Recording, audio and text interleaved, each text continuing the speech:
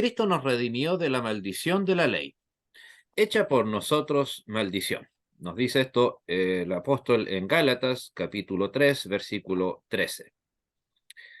A ver, si estas palabras hallan lugar en el alma, producirán o deberían producir tanto en, bienestar y consuelo, que se podrá desafiar y triunfar sobre los poderes del infierno y regocijarse en el Señor, aún en las peores situaciones. Mediten, por favor, ante el cuadro que las palabras Cristo fue hecho maldición nos presentan. Que el propio Hijo de Dios se haya hecho maldición, ciertamente es una declaración seria, pero también extraña, evidentemente. Pero también es un poderoso y vivificante consuelo para el que la tiene presente. Noten que Cristo cargó con la maldición de la ley. No solo fue maldecido, sino que fue totalmente cubierto y sumergido en dicha maldición, hasta que llegó a ser maldición misma. Esto puede parecer extraño, pues es lo mismo que dice San Juan al exclamar: He aquí el Cordero de Dios, que quita el pecado del mundo, en Juan 1:29. Como cantamos al participar de la Eucaristía y recibir con el pan y el vino consagrados el cuerpo y la sangre, dado y derramado por nosotros para la remisión de nuestros pecados, como lo menciona tanto Mateo, Lucas, Colosenses.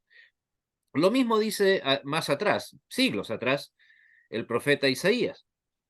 Eh, Jehová cargó en él el pecado de todos nosotros, Isaías 53:5, el llamado capítulo del siervo sufriente.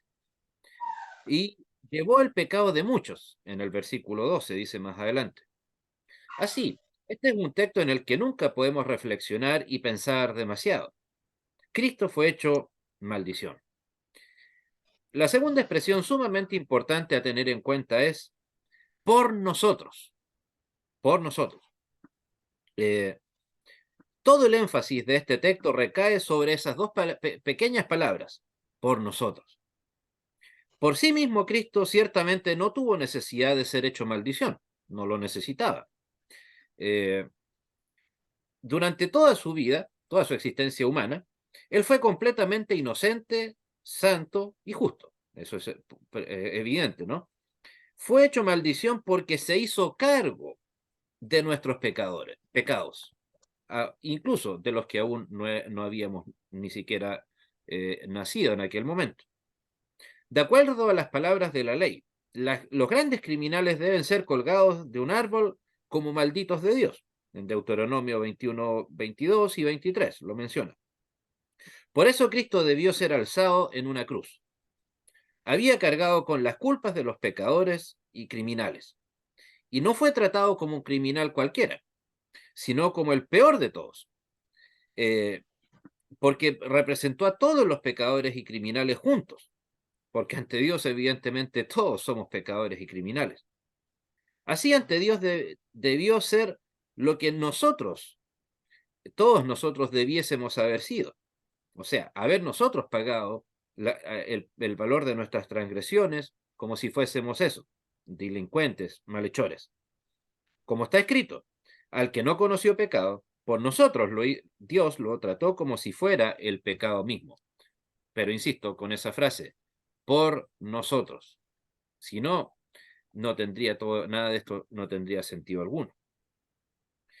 Ante Dios, perdón, Cristo fue tratado como el mayor de los pecadores, como si fuera peor que la persona más malvada del mundo.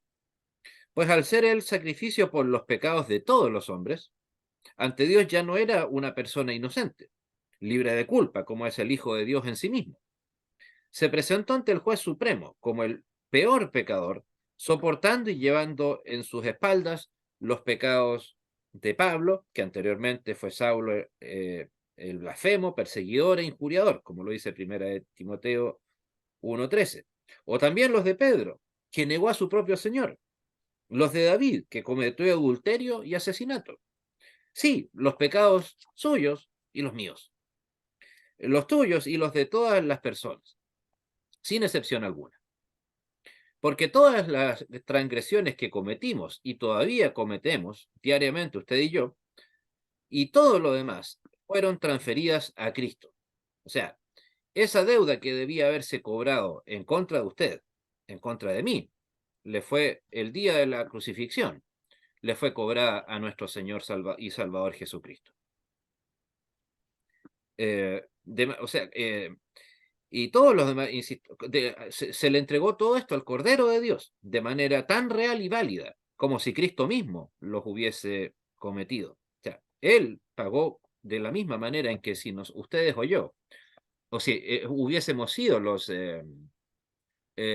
encargados los que hubiésemos estado aquel día en la cruz.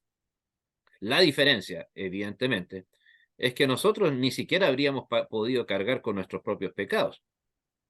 Ni cualquier persona alguna, simplemente habría sido un ritual, una muerte más dentro de otras tantas.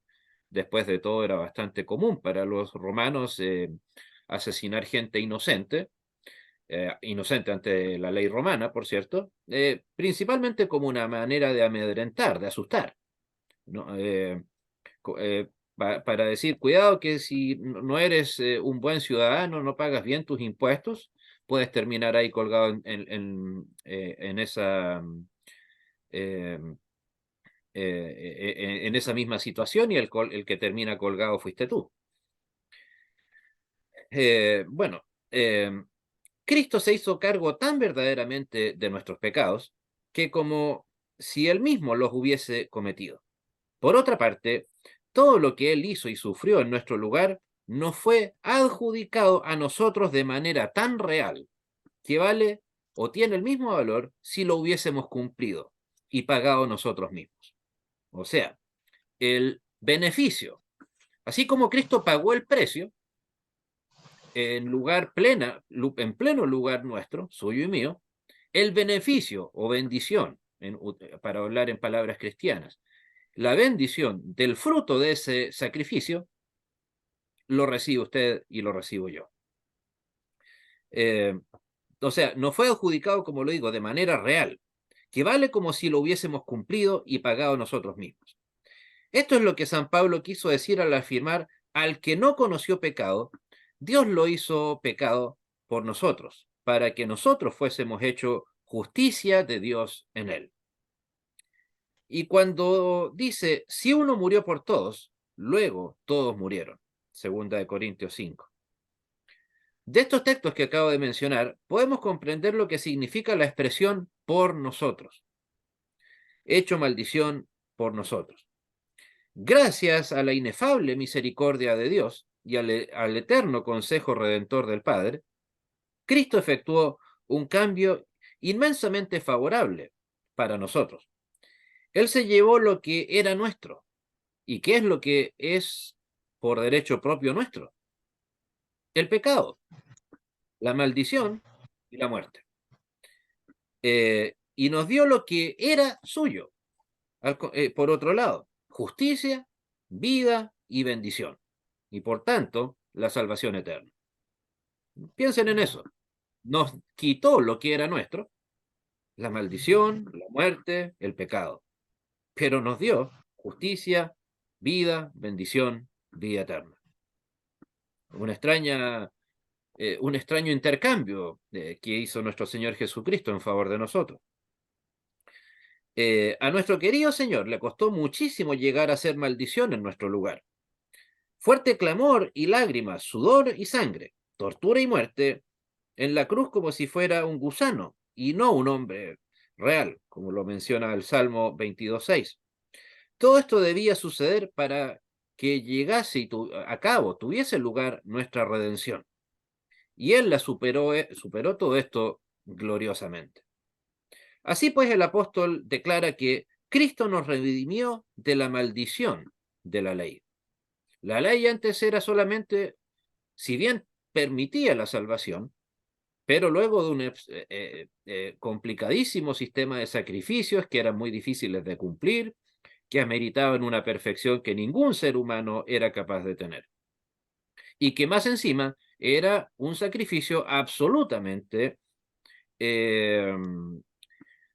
temporal, ni siquiera tenía una gran, digamos, duración. Todos los años había que repetirlo. Y eso suponiendo que el sacrificio fuera hecho de manera perfecta.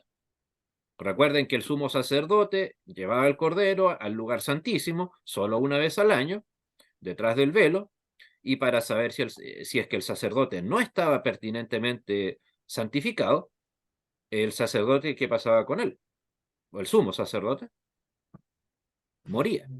Por eso era necesario que llevara unas campanillas para saber si el sumo sacerdote estaba aún con vida. Por lo tanto, era un sistema muy tortuoso, muy complicado, que era, sin duda, sirvió en gran manera para que usted y yo, o incluso hoy, podamos ver la gran misericordia de Dios en Cristo, al hacernos cumplir, al hacer cumplir en Cristo y no en nosotros el valor de ese sacrificio que se llevó a cabo. Los demás, lo insisto, incluso eh, los, eh, los sacrificios que hacía el sumo sacerdote podían ser buenos, podían resultar bien, pero nuevamente tenían un valor temporal y por lo tanto quiere decir que eran totalmente imperfectos. Si apenas duraban un año y había que renovarlo una y otra y otra y otra vez. Precisamente esa fue la belleza de lo que eh, sucedió el mismo día en que Cristo murió en la cruz, cuando dijo esas famosas y gloriosas palabras. ¿Cuáles fueron?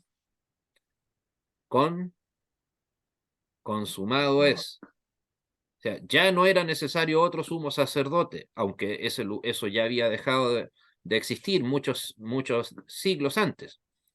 Ya no era necesario hacer un sacrificio expiatorio una vez al año nuevamente, nada, no, consumado es. Por eso estas agrupaciones que tratan de, siendo ser iglesia, pretenden llevar a cabo otro tipo de sacrificios. Y no hablo necesariamente, por cierto, de la Iglesia Católica Romana, que tal vez es el ejemplo más común con el tema del sacrificio en la misa y todo eso, ¿no? No, me refiero a iglesias que se dicen evangélicas, que dicen seguir el Evangelio, pero que tienen otro tipo de rituales para que en la práctica lo que hacen es simple y sencillamente cambiar un tipo de sacrificio expiatorio por otro. ¿En qué consisten esos sacrificios expiatorios? En que usted ofrende, como si usted tuviera algo que ofrecer, o usted o yo, ofrendemos nuestra vida a la iglesia, a Cristo. O sea, evidentemente nosotros anhelamos. Si estoy acá precisamente es porque anhelo dar lo mejor de mí para nuestra amada iglesia. Pero sé que eso es, digamos, no es algo que yo le esté dando a Dios, sino simplemente es algo que en lo que estoy sirviendo a Dios. No es algo en donde Dios me necesite. O cualquier cosa que usted haga por la obra de Cristo, va a ser, insisto, eso, una, una muestra de obediencia, de amor, pero de ninguna manera algo que Dios necesite de parte suya o de parte mía. Sin embargo, como les digo, ¿cuál es la idea de estas expiaciones? Estos diezmos, estas ceremonias, incluso, tristemente, hay iglesias que se hacen llamar evangélicas, en donde circuncidan a sus bebés, acá en Chile conozco de algunos casos, y que tratan de mantener al máximo todos los hebraísmos posibles. Qué sé yo, en vez de decirle buenos días, le van a decir a usted shalom, en vez de hablar de Jesús, le van a decir Yeshua, no van a decir Dios porque supuestamente eso viene de la palabra Zeus, el dios griego, y por lo tanto van a utilizar algún otro vocablo, creo que el eterno, el misericordioso, frases así. En otras palabras, se están declarando inválido el sacrificio de Cristo en la cruz, tal cual como lo hace el Vaticano cada vez que consagra la Eucaristía y dice que está renovando el sacrificio de Cristo en la cruz. No sé la verdad qué cosa es más grosera, el ejemplo católico romano o los casos que les acabo de dar. Pero todos cometen un gran error, que es creer que la ley se puede cumplir en algunos aspectos más llamativos, como les acabo de mencionar, hablar en hebraísmos, hablar o hacer la circuncisión a los varones, casarse, contraer matrimonio con el eh,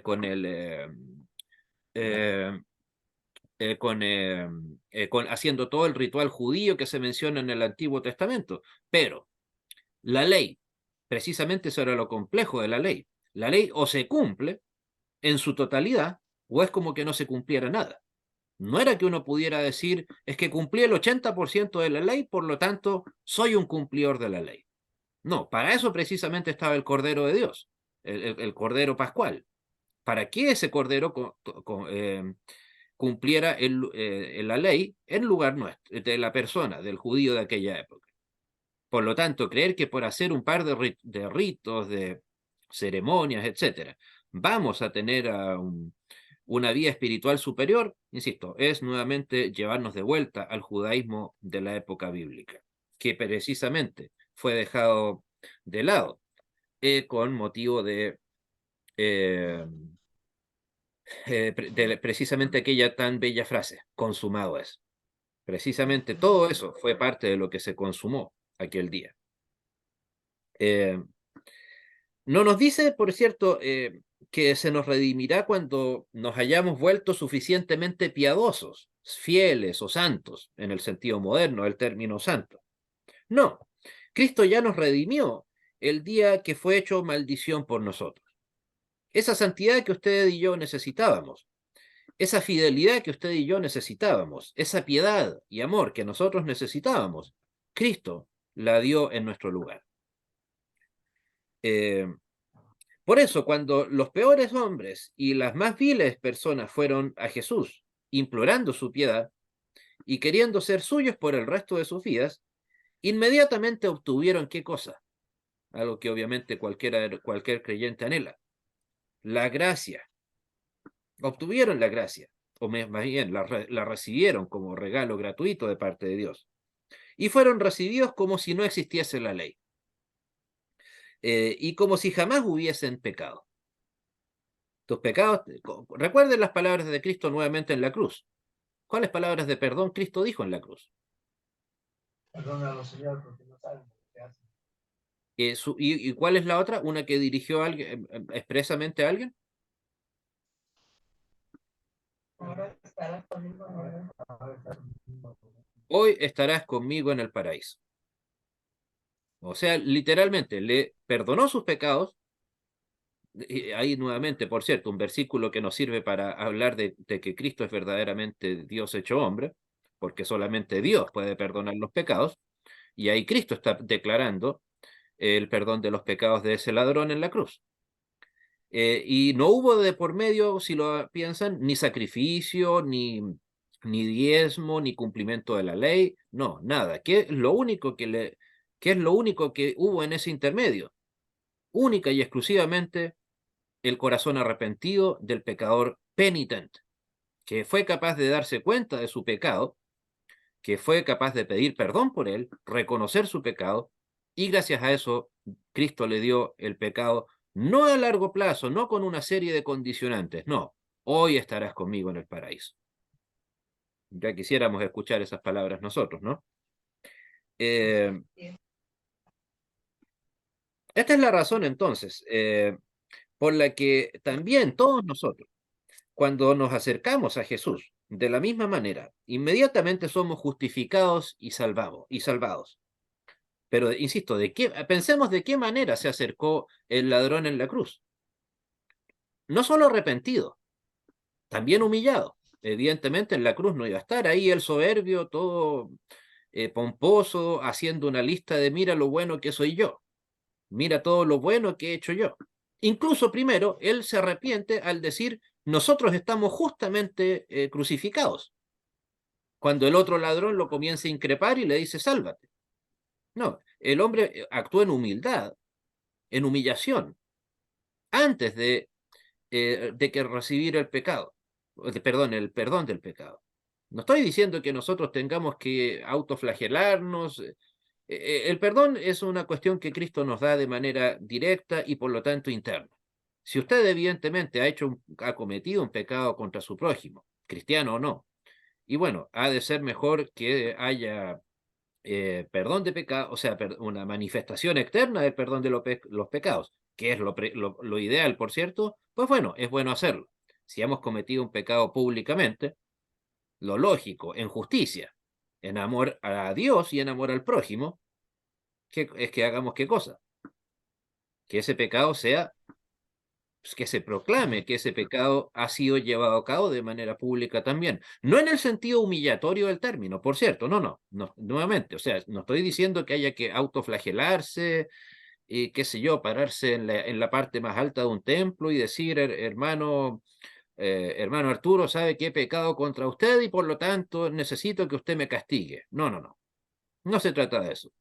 Pero si es que había un daño, lo pertinente, lo cristiano, siguiendo el ejemplo de aquí del ladrón en la cruz, que obviamente cometió pecados cuantitativamente hablando bastante más grandes que cualquiera de los nuestros, que haya esa misma opinión o actitud, perdón, de humildad, de sencillez, de, de reconocimiento del pecado que se ha cometido.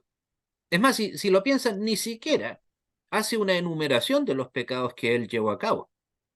¿No les llama la atención eso?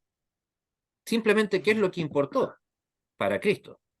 Que estuviera arrepentido de sus pecados. ¿Por qué? Porque tanto él como nosotros ante Dios, ¿quién es más pecador?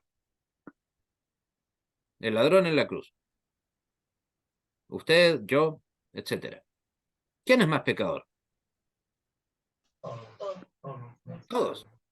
Simplemente la diferencia es que el pecado que él cometió es un pecado que ante la ley civil, y evidentemente está bien eso, es un pecado o es un delito mucho más, probablemente ninguno de los que estamos aquí en esta reunión hemos cometido un delito.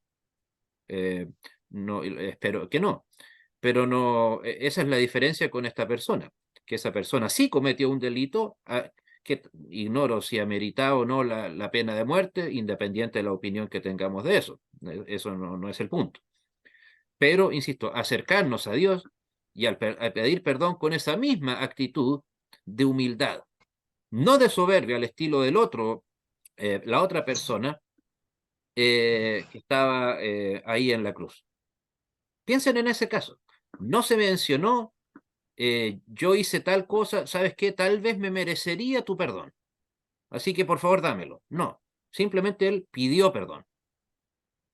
Y ya pasó a ser voluntad de Cristo el darlo. Y ofrecerle, y también importante para nosotros, le ofreció en aquel mismo momento el perdón y la vida eterna.